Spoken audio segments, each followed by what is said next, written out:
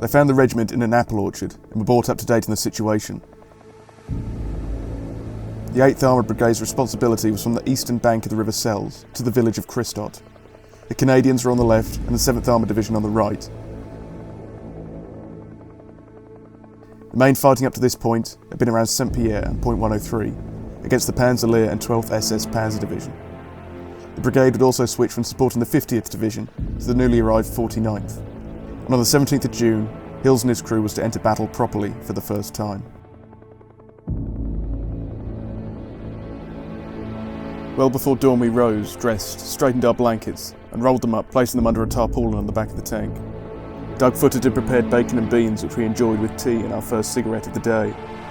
Then we got into position in the tank, warmed the engines up, and off we went, in a line with the other 15 Shermans as C Squadron. We arrived at the start line just before 4:30, just as artillery was shelling the enemy positions. It was not quite light and some drizzle was falling. The infantry moved up in single file down the left-hand side of the road and the tanks down the centre.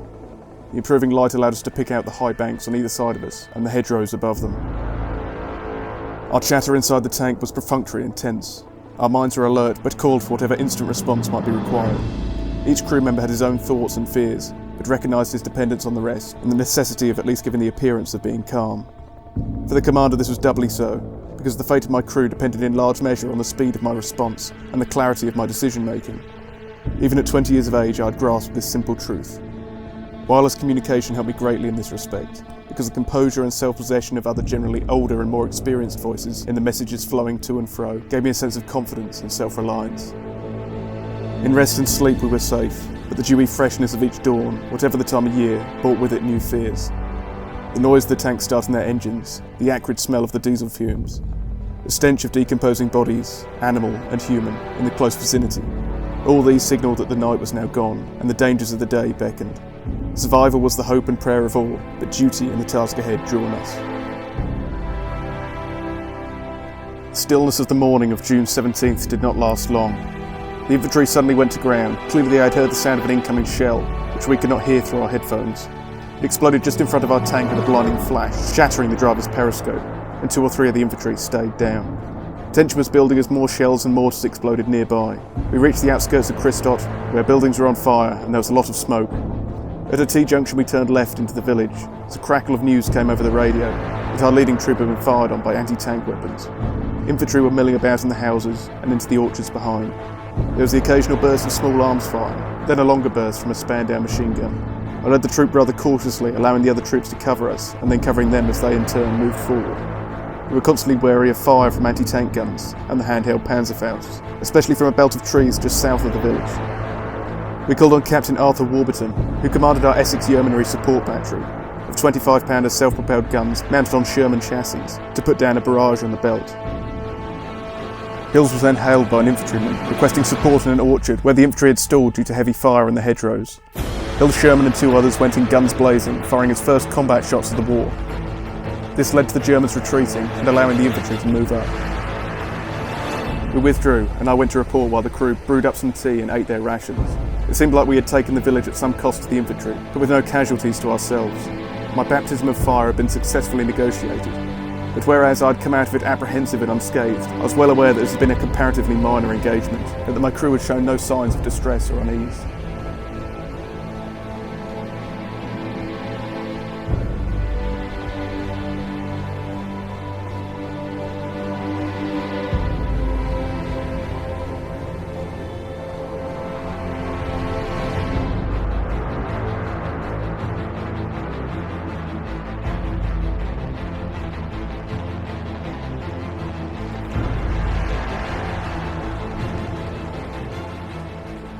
The next day on June 18th, they were once again in action at another high point known as Point 102.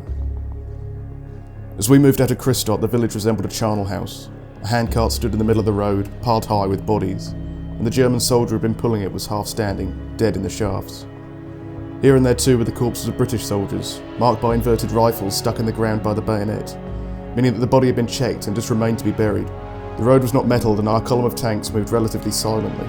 Almost immediately we became under heavy mortar fire, and Corporal Greenwood was wounded. So I jumped into his tank there and then, and left Doug Footed to take over mine temporarily. The mortar shells landing among us produced clouds of smoke which made visibility very poor, and the infantry were taking a real hammering. After this mortar fire, a retreating infantry battalion had called artillery on their position, believing a German counterattack was imminent. Some were not quick enough to batten down the turret flaps under this friendly fire, and there were casualties. Among them was John Bethel Fox, who had his jaw smashed, and Dennis Elmore, who was wounded in the back by a shell splinter. Luckily this was not as serious as it sounded, but he was evacuated back to England.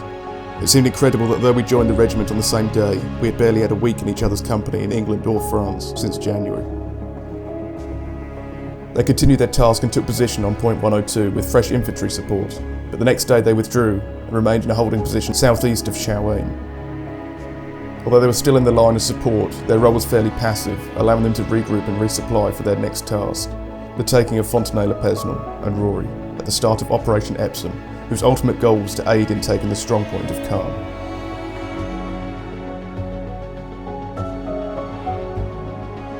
The attack on Fontenay was delayed because of a terrible storm. This had severely damaged the Mulberry harbours, leading to supplies not being able to arrive for several days.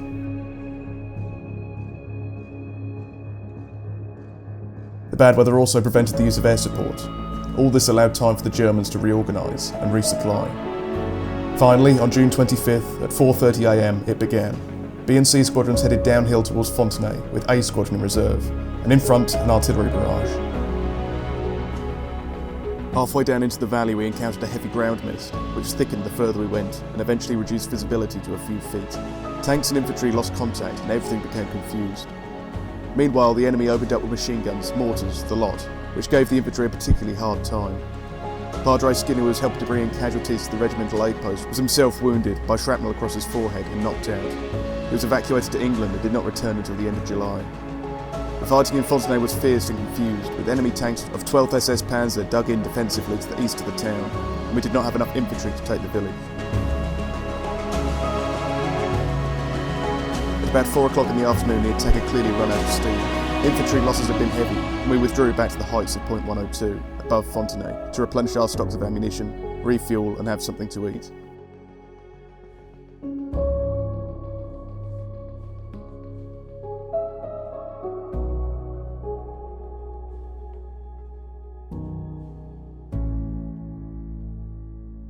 We thought that was it for the day, but about 7 o'clock that evening I was summoned to a conference. We had to go into Fontenay again as soon as it was dark, supporting a battalion of infantry in a silent attack. Worse still, my troop would be in the lead, and my tank in front. My crew were not exactly overjoyed at this news, pointing out that a squadron of tanks and a battalion of infantry were being asked to do a job that a force 3 times larger had failed to do earlier. Fontenay had already proved something of a death trap, and now we were going to be the first in. We made ourselves ready. Doug Footed and Arthur Reddish put extra tracer bullets into the machine gun belts. At night, the inside of a tank was pitch dark and the gunner's sights were useless, but the tracers would help the main gun find its targets. We'd have to be careful of our own infantry, straying in front of our line of fire, and Arthur kept some grenades handy in case we were attacked. It was clearly going to be tough, and I was by no means certain that we would be coming back. About 9 o'clock we climbed into our Sherman, warming the engines and marshalling into line. 15 minutes later we moved off into the night, over the crest of point 102 and down towards Fontenay. The infantry was in single file on our right, the wrong side for our turret-mounted machine gun. They were moving cautiously, alert to strange noises, and trying to pick out landmarks in the darkness. We passed all the ground we had crossed earlier in the day, and there was still no response from the enemy. Perhaps we had taken him by surprise. Then suddenly a machine gun opened up, the infantry scattered, and the bullets hit the tank like a rat out of a hammer. I ordered the tank to slew right. Doug Footed opened up with his machine gun on the enemy position, and then fired 2 high-explosive shells, which set the 2-storey building alight. Gradually we worked our way through the town. Resistance was unexpectedly light, and the infantry was in and out of the houses. We moved off with Arthur half outside the hatch holding a Sten gun to deal with any Panzerfausts. By midnight, Fontenay had been captured, and the road to Caen cut.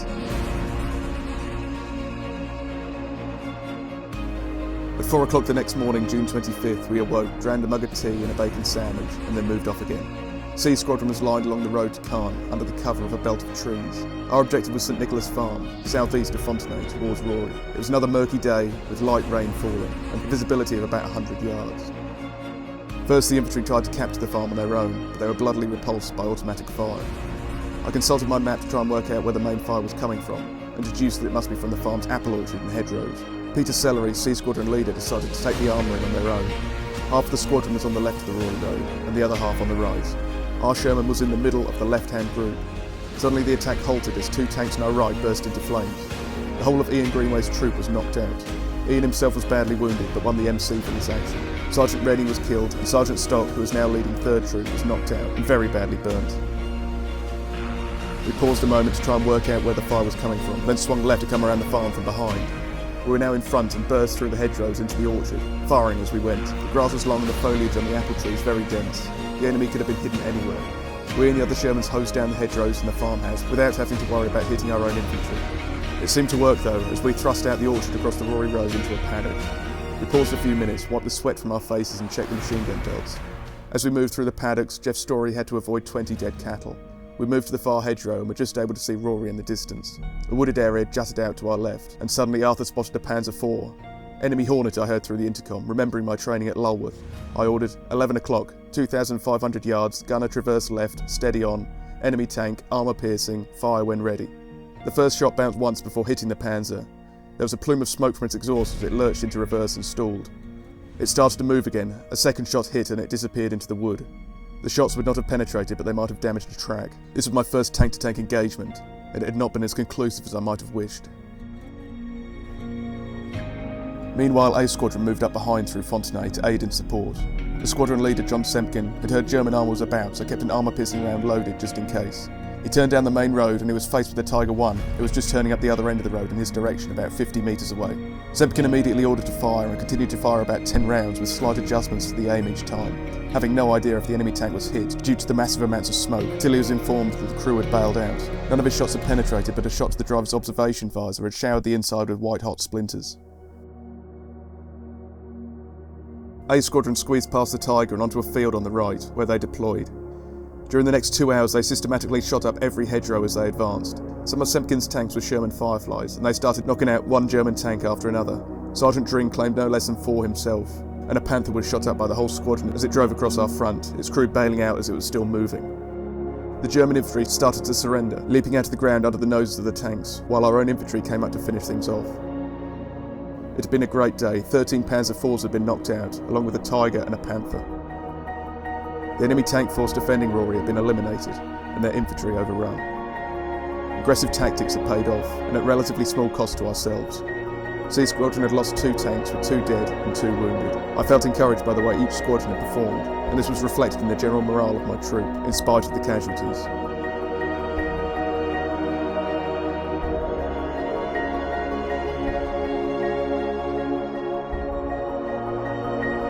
The next day, June 27th, it was B Squadron's turn to take the lead.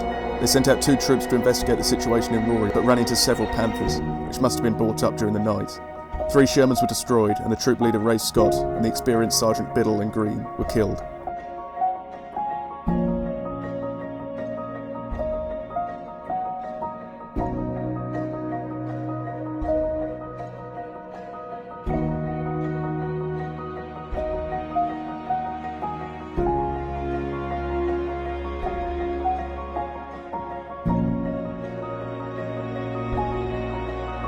By midday, Rory had been cleared, and in it were found to be 8 German tanks, all damaged to some extent, and 1 Tiger, which seemed to be in perfect working order.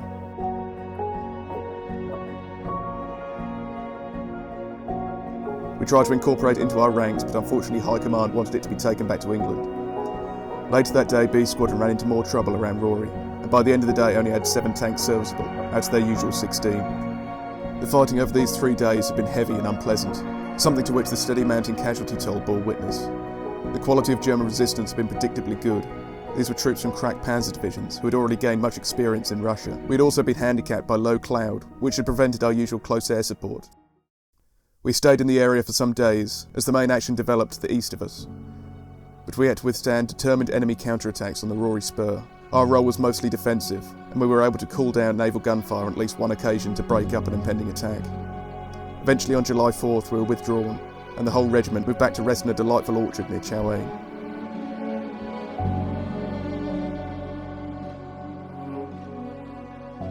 These few weeks led to quite a number of losses. On the 18th, Sergeant Bartle and Trooper Lywood went on a foot patrol near Point 102, laying a communication line for their Stuart tank. They came under heavy mortar and MG fire, and Lywood was instantly killed. Padre Skinner went in search of them under fire himself and found Lywood's body. He searched for Bartle's body for the next 4 days, but no trace could be found. Trooper Farrer and Green were both killed when their tank was hit on the attack of Fontenay on the 25th. At this point, Padre Skinner had been wounded, and their bodies were burned up in the tank and never recovered. Troopers McGeehan and Raggett were also killed on the same attack. Sergeant Rennie and Trooper Smith were wounded when their tank was hit on the advance to St Nicholas Farm. They both died of their wounds the next day. Lance Sergeant Crooks was in their tank that went to investigate an abandoned Panther when their tank was hit in the rear by a Panzer IV. He was carried back to a farmhouse in bad shape, though he kept smiling, saying he felt no pain. He died shortly after from blood loss. Trooper Dixon was killed on the 27th when bailing out of his tank near Rory. Also killed in the same attack were Lance Corporal Robertson, Trooper Temby, Trooper Smith, Lance Corporal Eastgate. Sergeant Biddle's body was never recovered, and neither was Trooper Bodell, Trooper Dale, Trooper Ferguson, Trooper Luck, Trooper Pudderfat. They all burnt up in their tanks. Sergeant Green was killed on the 27th. Trooper Russell was wounded on the 27th, but died of his wounds on the 28th. And finally Lieutenant Scott, who also died on the 28th.